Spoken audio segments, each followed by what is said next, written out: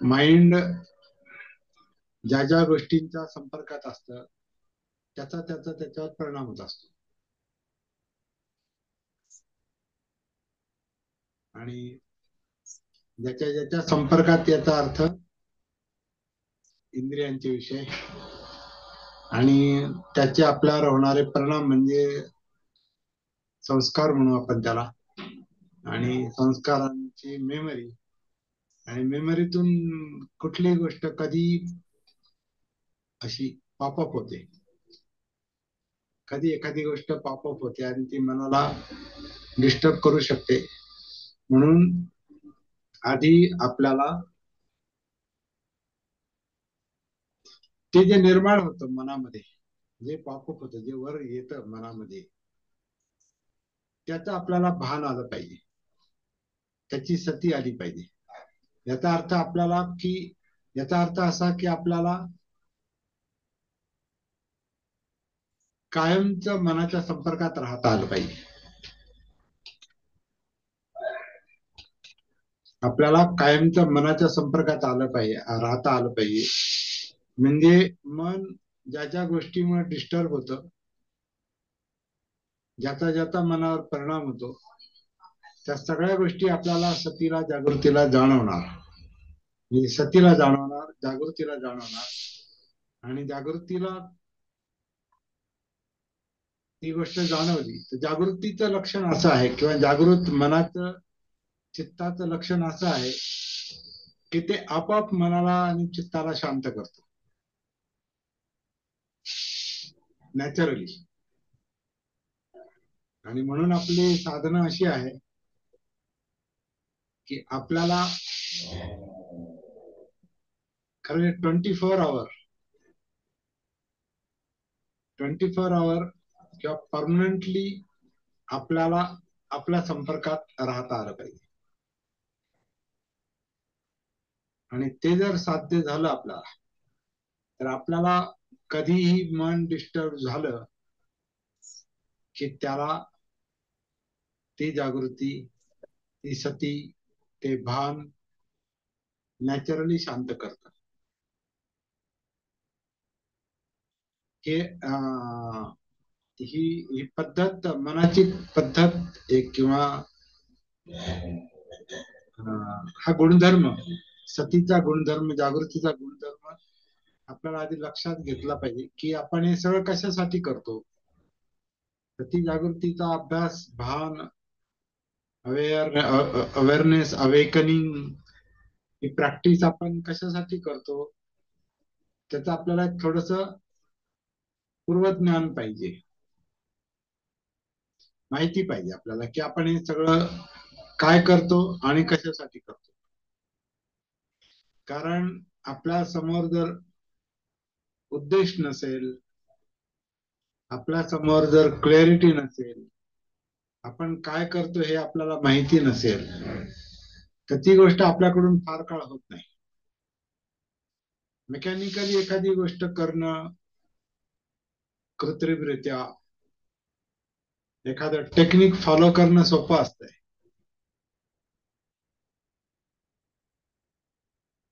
परंतु ते का करायचं, एखादी गोष्ट का करायची, किंवा एखादं टेक्निक सुद्धा फॉलो करायचं म्हणजे नेमकं का करायचं, ते काय करायचं आणि का करायचं.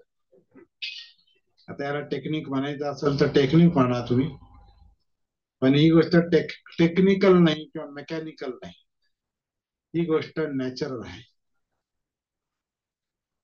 ही गोष्ट नॅचरल आहे. बुद्धाला जे सापडलेलं आहे, बुद्धांना जे सापडलेलं आहे, ती ही गोष्ट सापडलेली आहे की जागृती, सती, भान हे अस्तित्वाचं स्वरूप, आपल्या जीवनाचं स्वरूप, आपल्या मनोकायिक म्हणजे बॉडी आणि माइंड, या मनोकायिक अस्तित्वाचं स्वरूप आपल्याला सती जागृती लक्षात आणून देते. आणि ती सती जागृतीच आपल्याला आपले प्रॉब्लेम सोडवायला किंवा ताणतणाव कमी करायला मदत करते. हे मला वाटतं बुद्धांना शेवटी लक्षात आलेलं आहे. आणि त्यांनी मग त्याच गोष्टीवर जो शेवटी फोकस केला बुद्धगयेमध्ये,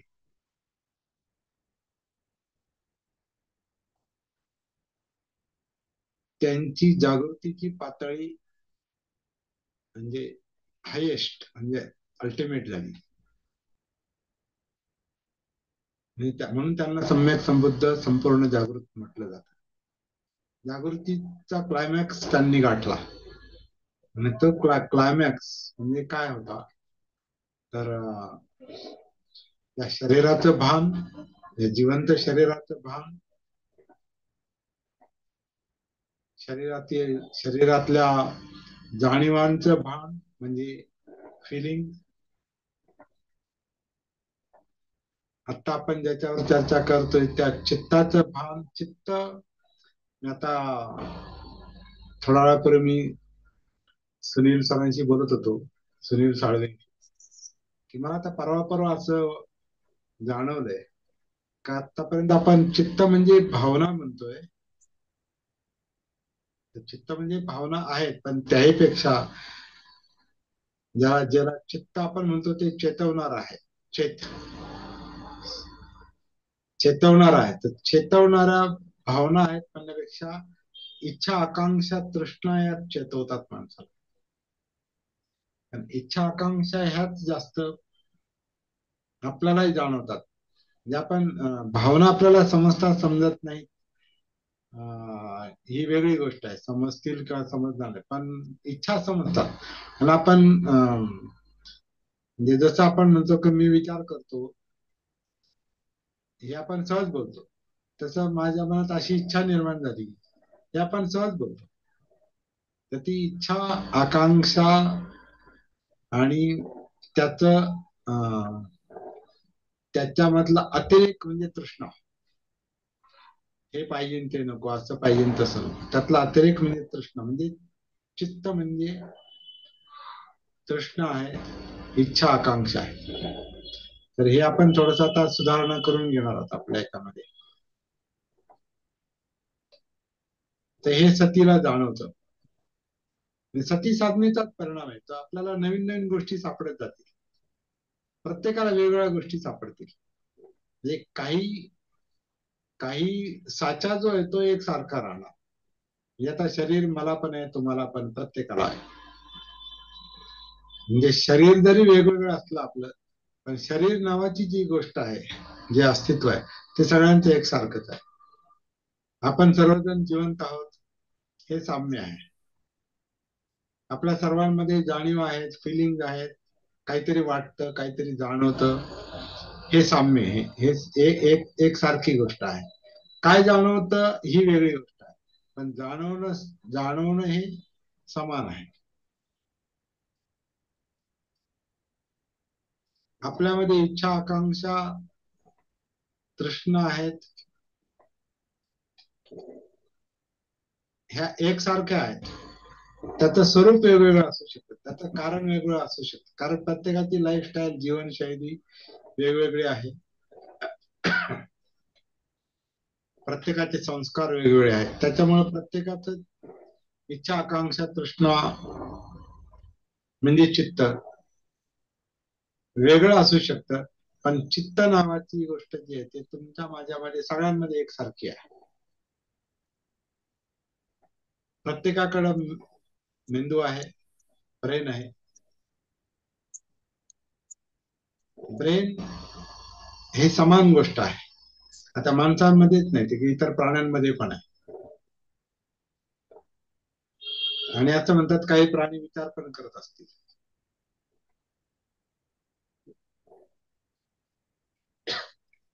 पण माणसं विचार करतात हे मात्र आपल्याला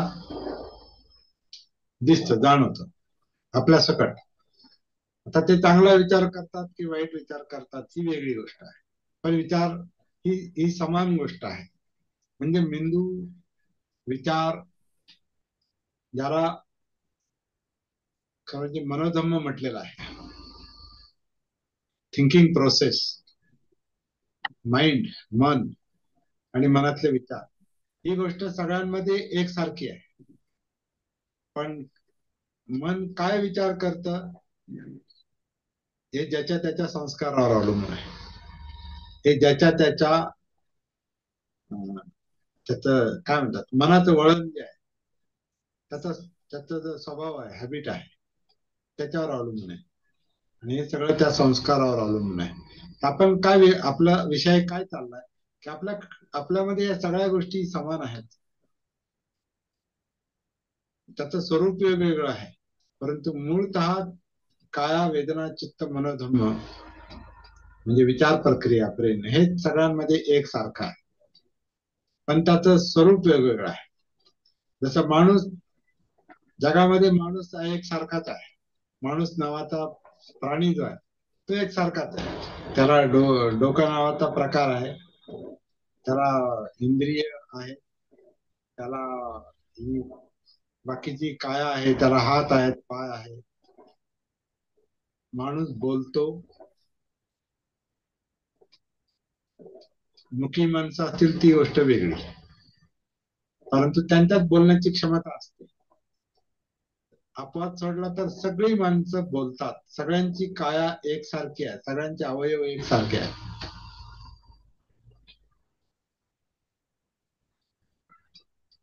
पण त्याच्यात दिसण्यात भिन्नता असू शकते, रंगात भिन्नता असू शकते पण शरीर सगळ्यांमध्ये सगळ्यांचं एकसारखंच आहे. त्यातले घटक एकसारखेच आहेत. सगळ्यांच्या जाणीवा नावाची गोष्ट एकसारखीच आहे पण जाणीवा वेगवेगळ्या आहेत. पण जाणीवा नावाची गोष्ट एकसारखीच आहे. चित्त सगळ्यांमध्ये आहे, विचार प्रक्रिया सगळ्यांमध्ये आहे. आपण असा विषय चालला आपला काय गुंतागुंतीच्या या जीवनामध्ये आपल्याला विचलित करणाऱ्या खूप गोष्टी असतात. आपल्याला आता हे शिकायचंय त्या जागृतीच्या कार्यशाळेमध्ये किंवा इथं किंवा आपल्या ज्या लाईव्ह कार्यशाळा चालतील, आपले वर्ग चालतील, सती स्कूल ऑफ अवेकनिंग मध्ये असो नाही तर पर्सनल बोलण्यामध्ये असतो, कम्युनिकेशन मध्ये असो, काउन्सिलिंग मध्ये जे काही चालेल त्या सगळ्याचा उद्देश एकच असणार आहे की आपली हे जे गुंतागुंतीचं अस्तित्व आहे हे आपल्याला समजून घ्यायचंय, हे आपल्याला लक्षात घ्यायचंय. आणि ह्याच्यातले जे प्रॉब्लेम आहेत ते प्रॉब्लेम त्या यातना ते डिस्टर्बन्स कारण तो प्रॉब्लेम आहे आपला. आपण आनंदी असेल तर आपल्याला काय प्रॉब्लेम नाही, आपल्याला सुख असेल तर काय प्रॉब्लेम नाही, आपल्या इच्छा पूर्ण होत असतील तर काय प्रॉब्लेम नाही. परंतु बऱ्याचशा इच्छा पूर्ण होत नाही, बऱ्याचशा तृष्णा पूर्ण होत नाहीत आणि तिथं मन डिस्टर्ब होतं आणि तो आपला प्रॉब्लेम आहे. आणि तो कसा सोडवायचा ह्याच्यासाठी सगळ्यांची धडपड चाललेली असते. बुद्धांची जी काही हे जागृतीची शिकवण आहे ती आपल्याला असं सांगते की आपले हे जे सगळे प्रॉब्लेम आहेत जीवनातले हे सोडवणं आपल्या अखत्यारीतलं काम आहे, आपल्या दायऱ्यातलं काम आहे, आपल्या क्षमतेतलं काम आहे.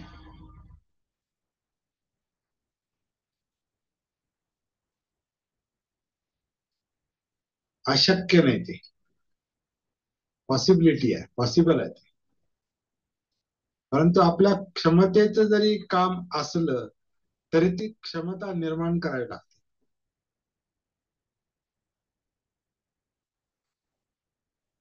ती आपल्यामध्ये 100% नाहीये पण त्याचं बीज आपल्यामध्ये आहे, तो गुणधर्म आपल्यामध्ये आहे. ती क्षमता निर्माण करणार, ते सामर्थ्य निर्माण करणार. जागृती हे सामर्थ्य आहे, सती हे सामर्थ्य आहे आणि हे सामर्थ्य बीज रूपात प्रत्येकात आहे. म्हणून आता बुद्धांचं म्हणणं असं असायचं की प्रत्येकात बुद्धत्व आहे, प्रत्येक जण बुद्ध होऊ शकतो. आणि म्हणून बुद्धं शरणं गच्छामी म्हणजे प्रत्येकानं आपल्यातल्या बुद्धाला शरण गेलं पाहिजे, म्हणजे जागृतीला शरण गेलं पाहिजे, सतीला शरण गेलं पाहिजे. जागृतीला जे जे दिसतं त्याला धम्म म्हटलेलं आहे, मनोधम्म. प्रत्येक गोष्ट त्याला त्याच्या आधारेच आपल्याला ते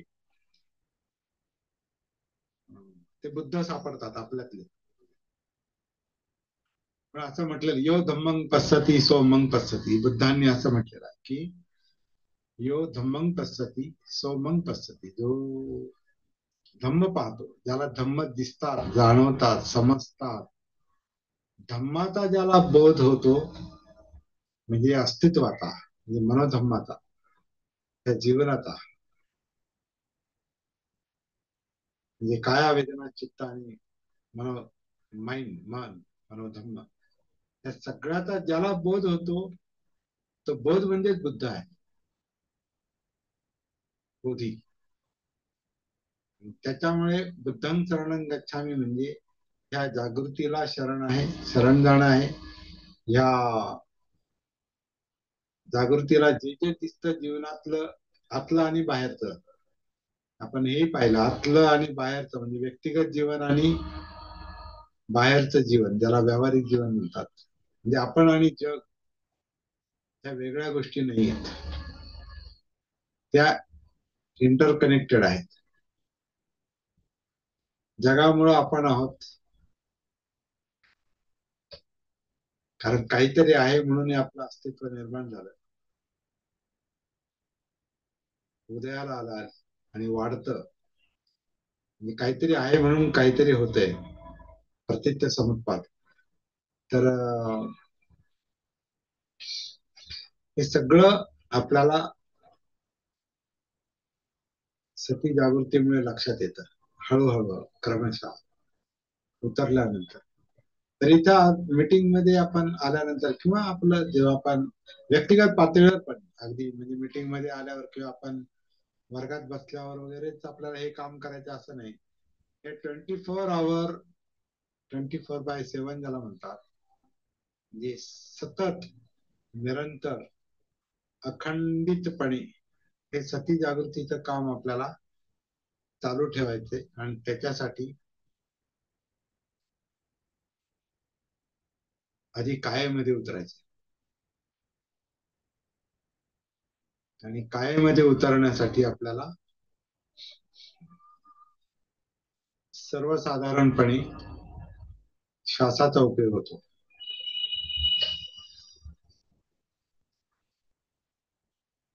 म्हणजे ही जी काया आहे, हे जे शरीर आहे,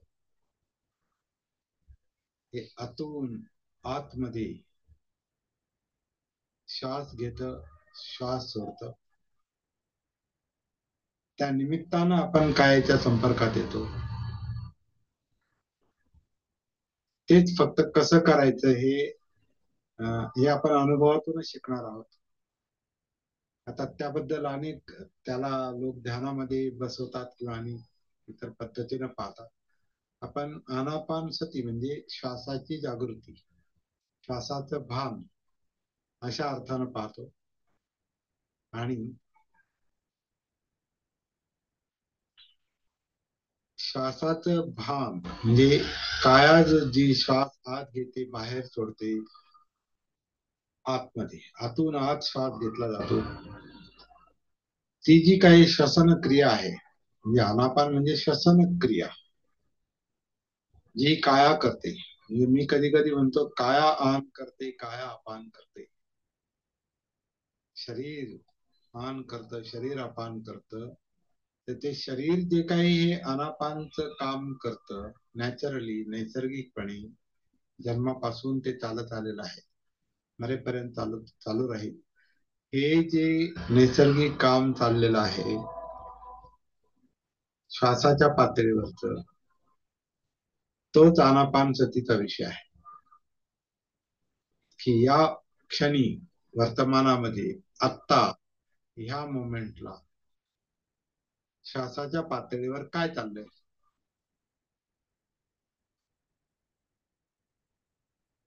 त्याचं भान म्हणजे आनापानसती आहे.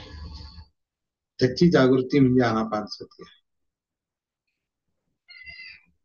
आणि पुढे मग ही आनापान ही किंवा हे काय आनापान आपल्याला काय मध्ये नेतं, जाणीवा, चित्त, विचार प्रक्रिया त्या प्रवाहामध्ये नेतं, म्हणजे सतीपट्ठांमध्ये नेतं. एक नैसर्गिक प्रक्रिया आहे. हे आपण परत परत परत परत तेच पाहतो, परंतु ते आपल्याला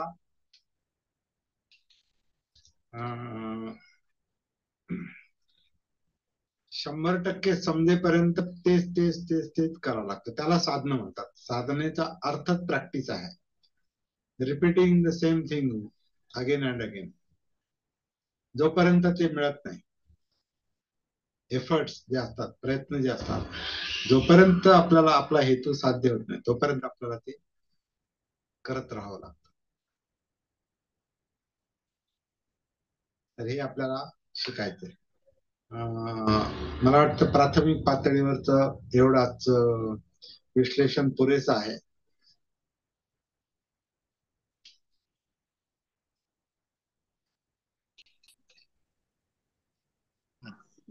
तर सुनील साळवेंचा जो प्रश्न आहे, माझ्या भाषेत म्हणलो का मी प्रश्न हा तुमचा, सुनील सर? हा, म्हणू शकता. किंवा तुम्हीच शॉर्ट मध्ये 2-3 वाक्यामध्ये तुमचा प्रश्न परत मांडा, म्हणजे तुमच्याच आवाजामध्ये तो रेकॉर्ड होईल. 2-3 वाक्यामध्ये मांडा. हा हो म्हणजे आणि तुमचा व्हिडिओ ऑन करा. हा, व्हिडिओ ऑन आहे माझा, ऑनच आहे. मी जरा ते वरती आहे मी. अच्छा, बरं ऑन आहे का? बरं हा, ओके ओके ओके. हा ओके ओके आहे. हा बोला दिसतंय. हा, तुम्ही मगाशी कशी म्हटलंय की जे डिझायर आहे ते कधी कधी आपोआप निर्माण होतं. आणि काही काही डिझायर म्हणजे आपण हेतू पुरस्कार म्हणजे तयार करतो की मला असं करायचंय. जसं आता समजा कार्टून काढायचं, समजा मला जे आलं होतं डिझायर, म्हणजे मी ते का मी ठरवलं नव्हतं, फक्त मनामध्ये ते आलं. आणि ते पूर्ण करण्यासाठी मला जे काय करणं शक्य होतं, पुस्तक मागवणं वगैरे, प्रॅक्टिस वगैरे, वेगवेगळ्या प्रकारच्या पेन्सिली, काय त्याचं टेक्निक वगैरे, मी ते करत पण होतो, बऱ्यापैकी करत होतो, मी कॉपी करू शकतो. तर ते सुरुवातीला जे मी ठरवलं नव्हतं, नंतर ते केलं मी, हेतू पुरस्कार केलं. तर मग ह्या दोन गोष्टी म्हणजे असं वेगवेगळ्या एकच आहेत असं. अच्छा, आपल्याला आपला एक गैरसमज दूर करावा लागतो पहिल्यांदा. इच्छा आपल्यामुळे निर्माण होतात. इच्छा आपण नाही निर्माण करत, इच्छा मनामध्ये निर्माण होतात. ज्या इच्छा म्हणजे आपल्याला असं वाटतं का आपल्याला वाटलं म्हणून आपण हे करतोय.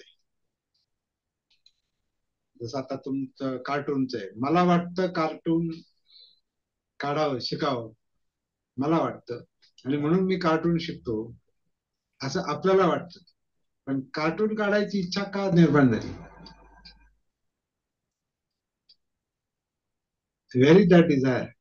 Where is that wish or will? इच्छा कुठे आहे ती, जी तुम्हाला वाटतं की मला आता कार्टून शिकावं असं वाटलं?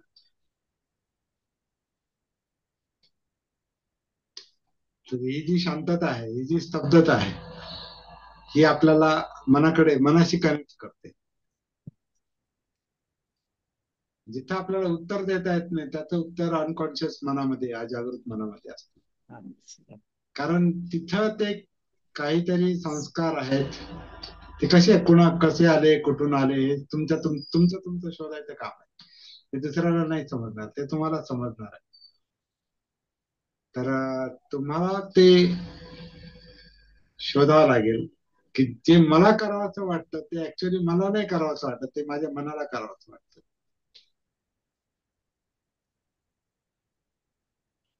कारण त्याच्यामध्ये ते नसतं तर ते आपल्याला करता आलं नसतं.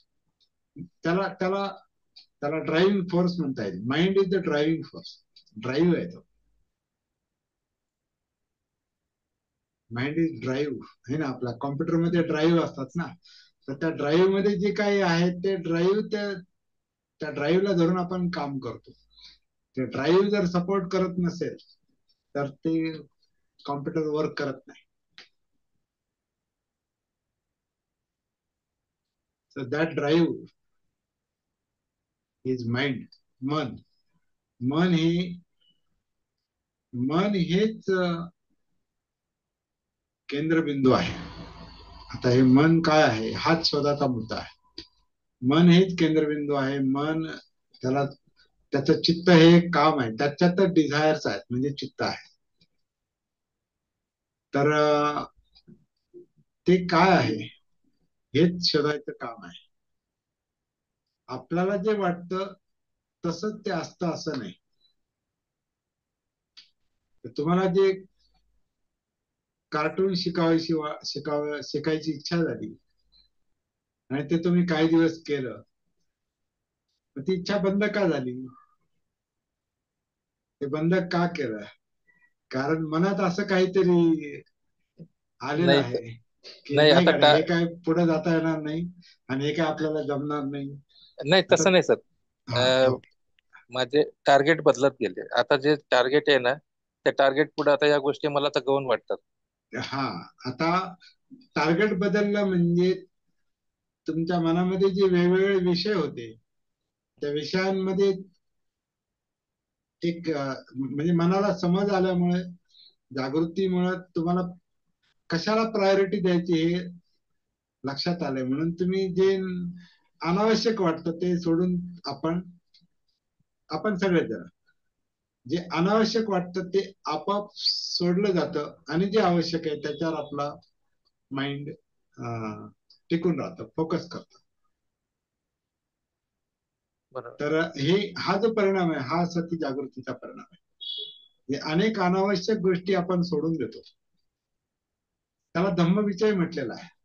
सिलेक्शन त्याच्यामध्ये सिलेक्टिव्हिटी येते. मनामध्ये सिलेक्टिव्हिटी येते. म्हणजे अजागृत मन म्हणजे ते काही करतं. ते अजागृत मन जे आहे ना ते काही करतं. म्हणजे आवश्यक आणि अनावश्यक त्याला काही कळत नाही. त्याला ते काही लोक तर त्याला ड्रंकन स्टेट ऑफ माइंड म्हणतात. ती नशा आहे ती. म्हणजे ती बधिरित अवस्था आहे. अनकॉन्शियस माइंड म्हणजे बधिरित अवस्था आहे ती. त्याला कळतच नाही ते. पण जेव्हा कळायला लागतं म्हणजे भानावर येतं मन, तेव्हा आवश्यक काय अनावश्यक काय ही गोष्ट मनाला स्वतःलाच समजायला लागते, जागृत मनाला. आणि मग आपल्या जीवनाचं वळण बदलतं, नॅचरली बदलतं. हा, this is what the benefit of सती साधना, सत्य साधना. Awareness, awakening. बुद्धाला इतकी मोठी गोष्ट सापडली आणि ही गोष्ट बाबासाहेबांच्या लक्षात आली होती. म्हणून बाबासाहेबांनी जे म्हटलं की जग जर बुद्धाच्या मार्गावर येईल तर जगाचे सगळे प्रश्न चुटकीसरशी सुटतील. हे ते उगीच नाही म्हटले. त्यांना माहित होतं हे जागृती हा अग्नी म्हणायचे. ते बाबासाहेब तर जागृतीला अग्नी म्हणायचे. म्हणून म्हणायचे जागृतीचा अग्नी तेवत ठेवा, जागृतीचा विस्तव विझू देता कामा नये. तर लोक बाबासाहेबांनी ह्या जागृतीनं पेटवली. लोक तृष्णेनं पेटलेले असतात. बाबासाहेबांनी त्याच्यात जागृतीचा फॅक्टर त्यांनी जणू काही तो इंट्रोड्यूस केला. म्हणजे ती सुरुवात केली, लोकांना जाग केलं, जनजागृती केली आणि मग ती चळवळ उभी राहिली. तर हे जागृतीचं फार मोठं काम आहे, फार मोठे परिणाम आहेत आणि फार मोठा फायदा आहे, लाभ आहे. तुम्ही आम्हाला या मार्गामध्ये जे आणलं याबद्दल आम्ही नेहमी तुमचे आभारी असू. तुम्ही आलात ते मी तुमचा आभारी आहे. तुम्ही आलात म्हणून मला काही गोष्टी सांगता येतात. म्हणून आता आपण सर्वच आहोत. म्हणजे आपण वेगळे लोक आहोत हे लक्षात घ्या. जे लोक बाबासाहेबांचे खरे अनुयायी, बौद्ध अनुयायी, विशेषतः बुद्धाच्या मार्गावर असलेले अनुयायी, हे वेगळे लोक आहेत हे हे भविष्यकाळ पाहणार आहे. भविष्यकाळ हा बौद्ध आंबेडकरी चळवळीचा आहे असं मला दिसतंय. त्याच्यावर एक थोडासा प्रकाश आज आपल्यामध्ये सोरटे सर आलेले आहेत, ते टाकतील असं मी थोडीशी त्यांना विनंती करतो, कारण ते आता उशीर आले, त्यांचा काहीतरी टेक्निकल प्रॉब्लेम होता. तर मी त्यांना विनंती करतो की त्यांनी बोलावं. आपण त्यांचं ऐकू आता थोड्या वेळ. मी रेकॉर्डिंग इथे बंद करून पुन्हा चालू करतो. बऱ्याच वेळेस परत बोला. कमलवीरांनी सोरटे सरांबद्दल परत बोला. परत सोरटे सुरुवात करा. सरांबाबत कमलवीरांनी बऱ्याच वेळेस त्यांचं नाव काढलं होतं आणि त्यांच्या जे विचार आहेत तर त्या विचार ते सांगण्याचे प्रयत्न होते त्यांचे, कमलवीरांचे. आज समक्ष त्यांची भेट झाली झूम मीटिंगवर कमलवीरांच्या माध्यमातून, आणि त्यांनी जो थोडक्यात परिचय दिला की दादासाहेब बाबासाहेब यांच्या समकालीन सोरटे साहेबांनी काम केलं. आज ते बोलू शकत नाहीये, परंतु आनंद हा होईल की ते परत त्यांच्याशी कधी भेट किंवा त्यांचे विचार ऐकायला सतीश स्कूल ऑफ अवेकनिंगच्या माध्यमातून मिळेल अशी अपेक्षा धरतो. जय भीम सर. जय भीम. तर सोरटे सर, एक तुम्हाला एक नंतर वेळ दिला तर चालेल का? आता तुम्हाला परत बोलू आणि सांगा, त्यांना समजावून सांगा. नेक्स्ट टाइमला घ्या सर, कारण इथे यंत्रणा नाही. यंत्रणा पण नाही आणि सरांची तब्येत मला बरोबर नाही दिसत, थकलेली दिसतात सर. थकलेली दिसतात, त्यामुळे आपण नंतर त्यांना वेळ देऊया आणि त्यांचं एक विशेष सत्र आपण घेऊया. सोरटे सरांना समजावून सांगा. ओके. तर या ठिकाणी आज आपण थांबूया मग, चालेल?